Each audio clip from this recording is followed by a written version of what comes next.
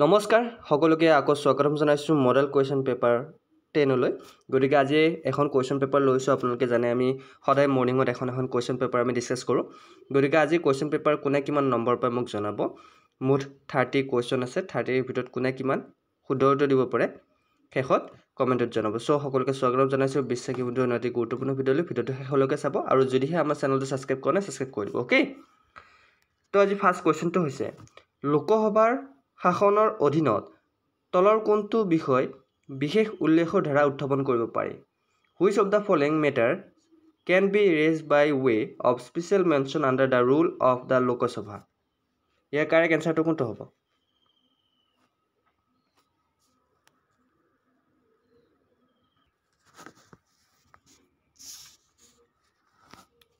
yes ইয়াৰ correct answer হৈছে 377 okay 377 লোকসভাৰ শাসনৰ অধীনত 377 বিষয় বিশেষ উল্লেখৰ দ্বাৰা উত্থাপন কৰিব পাৰি ওকে 377 নেক্সট কোৱেশ্যনটো লাইছো ৰাজ্যপালৰ সৈতে জড়িত সঠিকভাৱে মিল থকা জোৰটো বিচাৰি উলিয়াওক ফাইণ্ড আউট দ্য কাৰেক্টলি মেথছ pair related to the governor ইয়াৰ ভিতৰত কাৰেক্ট কোনটো হ'ব কোনটো মেথছ আছে শুদ্ধ উত্তৰটো কোনটো হ'ব কমেণ্ট কৰকচোন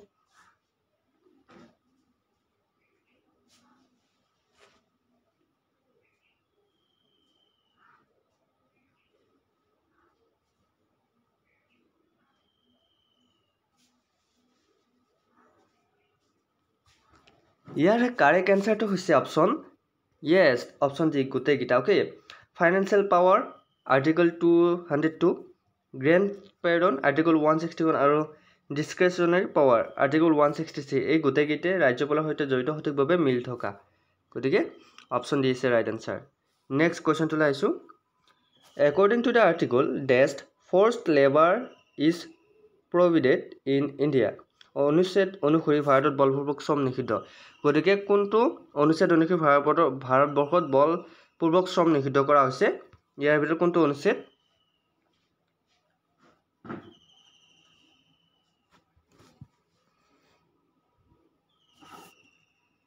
yes ইয়াৰ ভিতৰত অনুচ্ছেদ হৈছে অনুচ্ছেদ 23 option C is right answer okay article 23 next কুৱেশ্যনটো লাইছো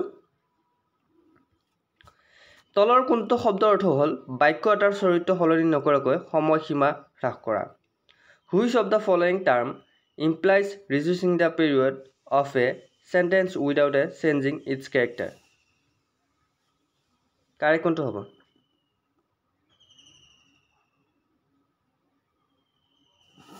The correct answer হৈছে remission. Okay, option D is the right answer. Next question to লাইছো তলৰ কোনটো ব্ৰিটিছ আইনে লোকসভা আয়োগ স্থাপন কৰিছিল Which of the following British Act established the Public Service Commission?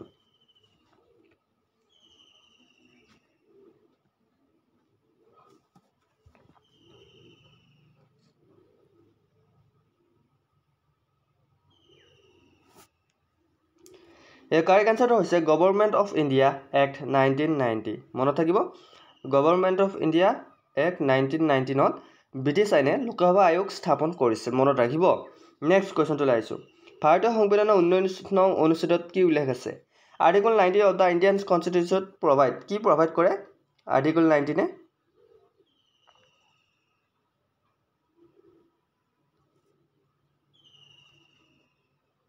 The correct answer হৈছে 6 freedom okay article 19 ne ki diye 6 freedom diya next question to laisu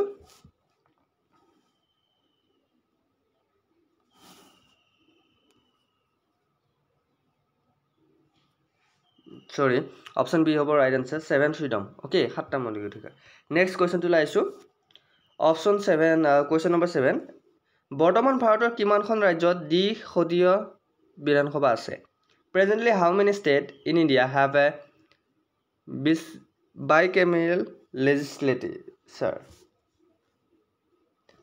বৰ্তমান ভাৰতৰ কিমানখন ৰাজ্যত দ্বিসদীয় বিধানসভা আছে দ্বিসদীয় বিধানসভা আছে ইয়াৰ শুদ্ধ উত্তৰ হৈছে 7খন ৰাজ্যত option B is right answer next কোৱেশ্যনটো লাইছো উচ্চতম ন্যায়ালয়ৰ ন্যায়াধীশসকলৰ দৰমহা আৰু ভাত্তা কিমান বা ভাত্তা কোনে উলিয়াই দিয়ে The salaries and allowance of the Supreme Court judges are drawn out of তেওঁলোকৰ দৰমহাসমূহ কোনে উলিয়াই দিয়ে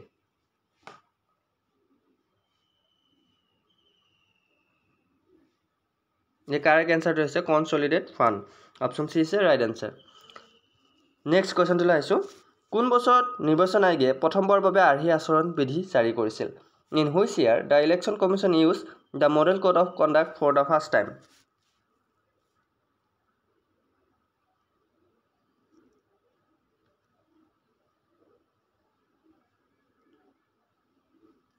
The correct answer to is option A 1971. Okay. Next question to laisu.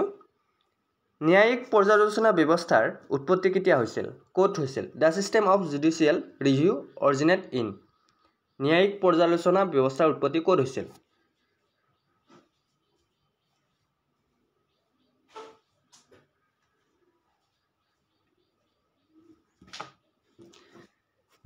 ইয়াৰে কাৰেক্ট আনসাৰটো হৈছে আমেৰিকাত USA okay option D is the right answer next কোৱেশ্চনটো লাইছো ৰাষ্ট্ৰপতিয়ে লোকসভালৈ দেশ সদস্য আৰু দেশ ৰাজ্যসভালৈ দেশ সদস্যক মনোনীত কৰে প্ৰেসিডেন্ট নমিনেটেড দেশ মেম্বাৰ্স টু লোকসভা এণ্ড দেশ মেম্বাৰ টু ৰাজ্যসভা এটা কিমান মেম্বাৰ নমিনেট কৰে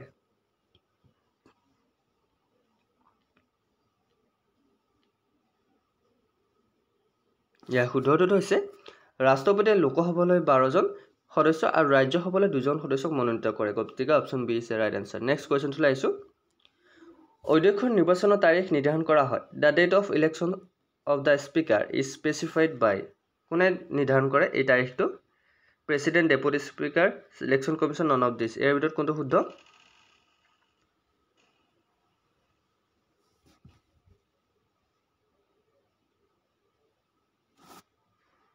Yes, ইয়াৰ ভিতৰত কাৰেক্ট হৈছে প্ৰেসিডেন্ট ৰাষ্ট্ৰপতিয়ে নিৰ্ধাৰণ কৰে নেক্সট কোৱেশ্চনটো লাইছো তলত উল্লেখ কৰা সকলৰ ভিতৰত কোন আছিল ফজল আলী আয়োগৰ সদস্য who among the following was a member of the Fazal Ali commission ইয়াৰ ভিতৰত কোন ফজল আলী কমিশ্যনৰ মেম্বাৰ আছিল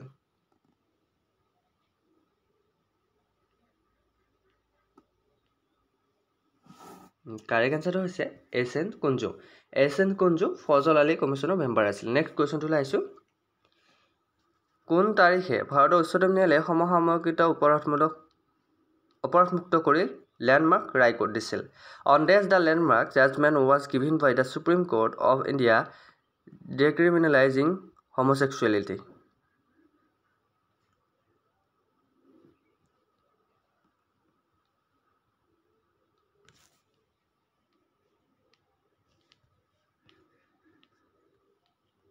কাৰেক্ট আনসাৰটো হৈছে 6 September 2018 বহুত ইম্পৰ্টেন্ট হ'ব এইটো ডেট মনত ৰাখিব নেক্সট কোৱেশ্চনটো লাইছো তলৰ কোনটো বৈশিষ্ট্য ৰাজ্যসভাক বিধান পৰিষদৰ পৰা পৃথক কৰে which of the following features distinguishes Rajya Sabha from Vidhan Parishad এই ভিতৰত কাৰেক্ট আনসাৰ কোনটো হ'ব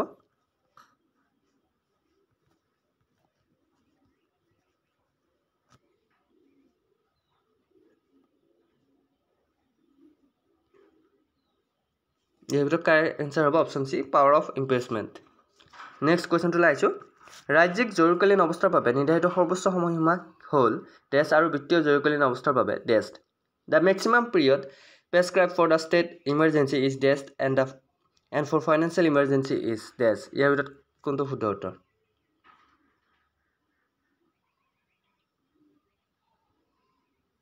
ইয়াৰ কাৰেক্ট আনসাৰটো হৈছে অপচন এ ৰাজ্যিক জৰুৰীকালীন অৱস্থাৰ বাবে নিৰ্ধাৰিত সৰ্বোচ্চ সময়সীমা হ'ল 3 বছৰ আৰু বিত্তীয় জৰুৰীকালীন অৱস্থাৰ বাবে ইয়াতে কোনো ধৰণৰ মেনশ্যন কৰা নাই গতিকে option A is right answer next কোৱেশ্চনটো লাইছো তলৰ কোনটোক জীৱন্ত নথি বুলি কোৱা হয় which of the following is called a living document কোনটোক লিভিং ডকুমেণ্ট বুলি কোৱা হয়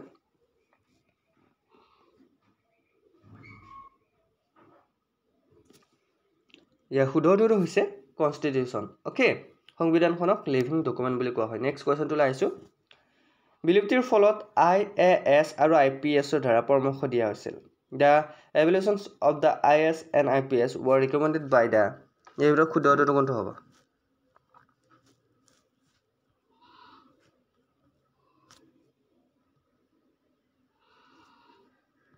ইয়াৰ ভিতৰত কাৰেক্ট আনসাৰটো হৈছে option D Rajamannar commission okay next কোৱেশ্চনটো লাইছো কোনখন আইনে শিখ আৰু ভাৰতীয় খ্ৰীষ্টানসকলক বাবে পৃথক ভোটৰ ব্যৱস্থা সম্প্ৰসাৰিত কৰিছিল? Which act extended the provision of separate electorate to Sikhs and Indian Christian?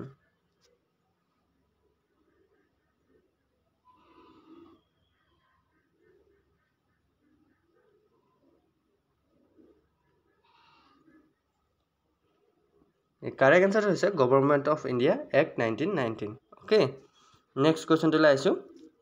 ভাৰতীয় সংবিধানৰ সংসদীয় কাৰ্যবিধিৰ কিছুমান যন্ত্ৰ অনুপ্ৰাণিত হৈছিল. Some devices of the parliamentary proceeding of the Indian Constitution were inspired by. এই ভিতৰত correct কোনটো?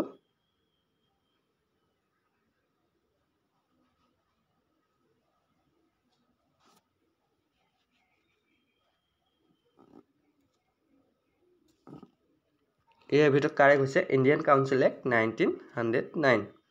মনত থাকিব? Indian Council Act. Next question to laisu. Who was the first speaker of the Lok Sabha of Independent India? স্বাধীন ভাৰতৰ লোকসভাৰ প্ৰথম বক্তা কোন আছিল? এইকেইটা অপশ্যন চাই ল'ব।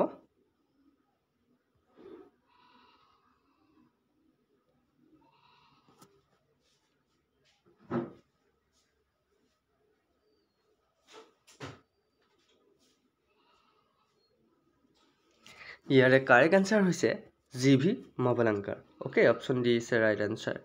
Next question to laisu. কোনখন আইনে পৃথক ভোটৰ ব্যৱস্থা প্ৰৱৰ্তন কৰিছিল? Which act introduced the system of separate electorates?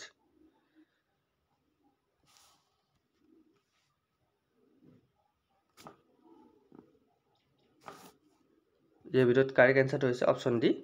Okay, next কুৱেশ্যনটো লাইছোঁ।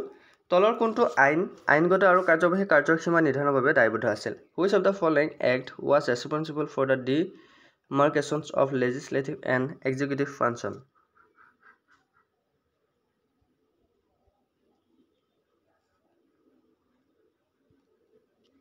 কাৰেক্ট আনসাৰটো হৈছে option A, charter act 1853। Okay, charter act 1853। Next কুৱেশ্যনটো লাইছোঁ। কেবিনেট কমিটি কেবিনেট কমিটি হ'ল কি বাৰু? কেবিনেট কমিটি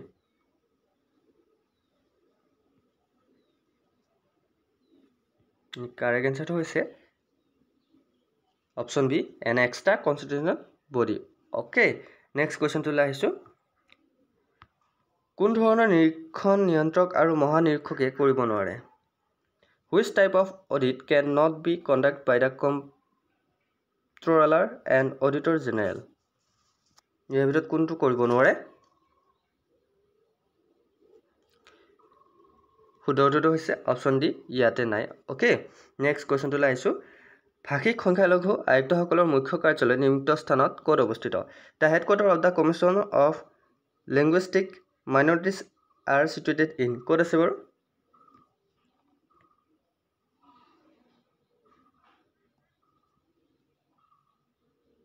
এই কাৰেক্ট এনচাৰটো হৈছে উত্তৰ প্ৰদেশ। নেক্সট কুৱেশ্যনটোলৈ আহিছোঁ। তলৰ কোনটো বহু সদস্যৰ সাংবিধানিক সংস্থা নহয়? Which of the following is not a multi member constitutional body? এইবিলাক কাৰেক্ট এনচাৰ কোনটো হ'ব?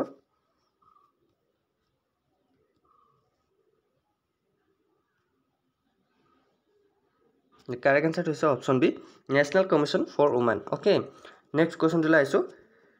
সাৰ্বজনীন প্ৰাপ্তবয়স্ক ভোটাধিকাৰ সংবিধানৰ কিমান নং অনুচ্ছেদত সুবিধ হৈ আছে? The universal adult suffrage is enriched in article dash of the constitution, কিমান নম্বৰ অনুচ্ছেদত আছে? য়েছ, 326 নম্বৰ অনুচ্ছেদ, আৰ্টিকল 326। অ'কে, নেক্সট কুৱেশ্যনটোলৈ আহিছোঁ। তলত উল্লেখ কৰা সমষ্টিসমূহৰ ভিতৰত এইটোৱে হৈছে অকল অনুসৰি সৰ্ববৃহৎ লোকসভা সমষ্টি। Which of the following constituency is the largest Lok Sabha constituency by region? এই ভিতৰত কাৰেক্ট কোনটো হ'ব?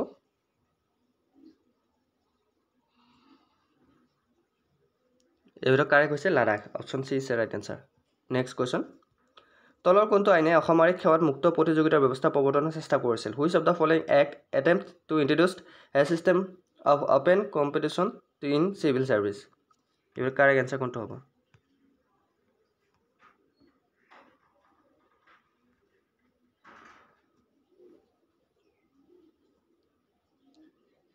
কাৰেক্ট এনচাৰ হৈছে চাৰ্টাৰ এক্ট 1833। অ'কে, শুদ্ধ উত্তৰটো হৈছে অপশ্যন বি। চ' বন্ধুসকল, এয়া আজিলৈ এয়া আছিল আজি অনা কেইটামান কুৱেশ্যন 30টা কুৱেশ্যন আছিল 30টাত প্ৰতিটো কুৱেশ্যনত আপোনাৰ 1 নম্বৰকৈ আছে গতিকে 30 নম্বৰৰ ভিতৰত আপুনি কেই নম্বৰ পালে মোক জনাবলৈ নাপাহৰিব গতিকে যদি ভিডিঅ'টো ভাল লাগিছে লাইক কমেণ্ট শ্বেয়াৰ লগতে আমাৰ বিশ্বাসী বন্ধু চেনেলটো সাবস্ক্ৰাইব কৰি দিবলৈ নাপাহৰিব আজিলৈ মানে অন্য এটা ভিডিঅ'ত আকৌ লগ পোৱাৰ প্ৰতিশ্ৰুতিৰে জয় হিন্দ জয় অসম